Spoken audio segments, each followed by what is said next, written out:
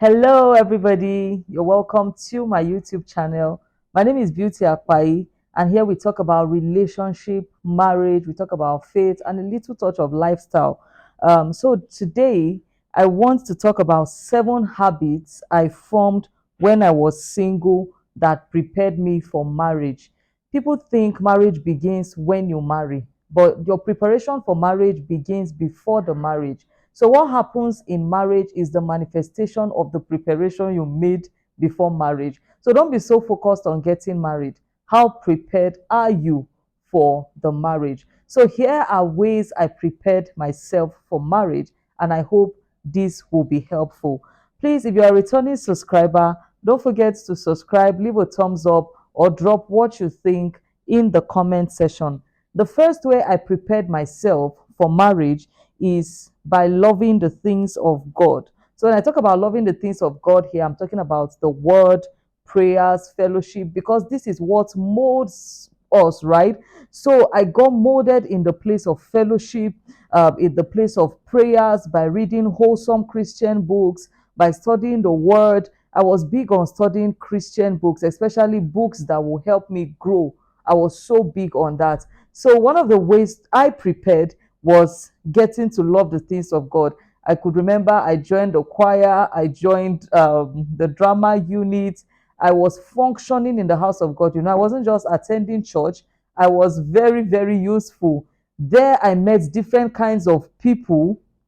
I could interact with them, both people that are unbearable. You know what it feels like to be in a church unit, right?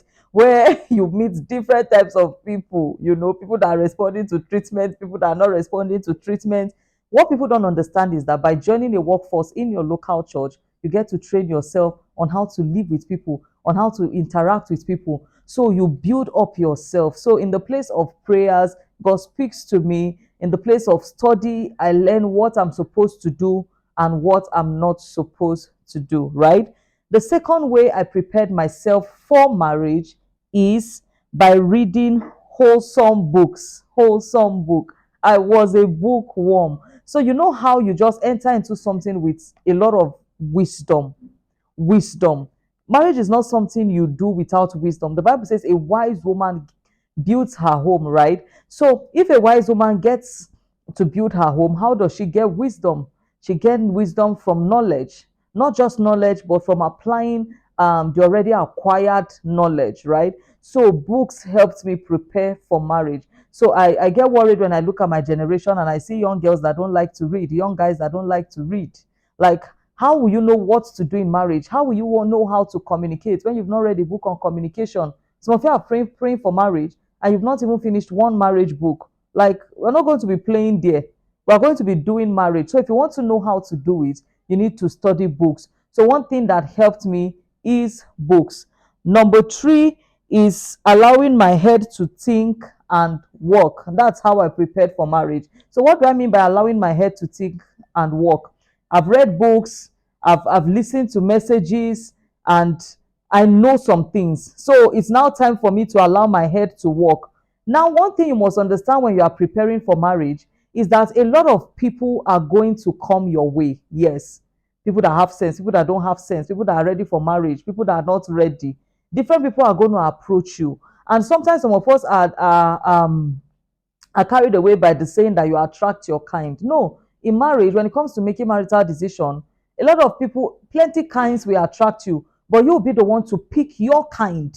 So there is your kind. You don't have to say yes to anybody that approaches you. So one of the ways I prepared myself was to apply the knowledge I already have, right? So if this person comes and doesn't meet up with the standard of what I have learned, I will not even respond to you. Neither will I say yes, right? So allowing your head to think and work when making marital decision is very, very important.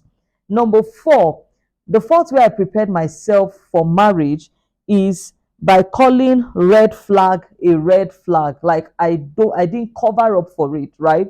I knew what I wanted, right? Part of it was not marrying someone that's an alcoholic, not marrying an unbeliever. I knew what I wanted. So if I saw a red flag, I called it a red flag. Most of us make excuses for red flags, or we come up with the phrase, I will change him or her. You can't change anybody. You are not a rehabilitation center, right?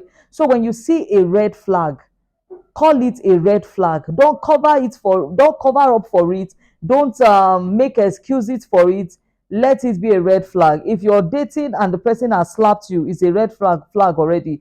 If you're dating and the person is so full of verbal abuse, it's already a red flag, right? If you're dating and the person is cheating on you countless times, it's already a red flag. So call a red flag a red flag.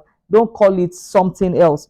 Another thing that helped me prepare for marriage as a single lady was taking care of myself. Because if I don't know how to take care of myself, how will I treat or take care of another person?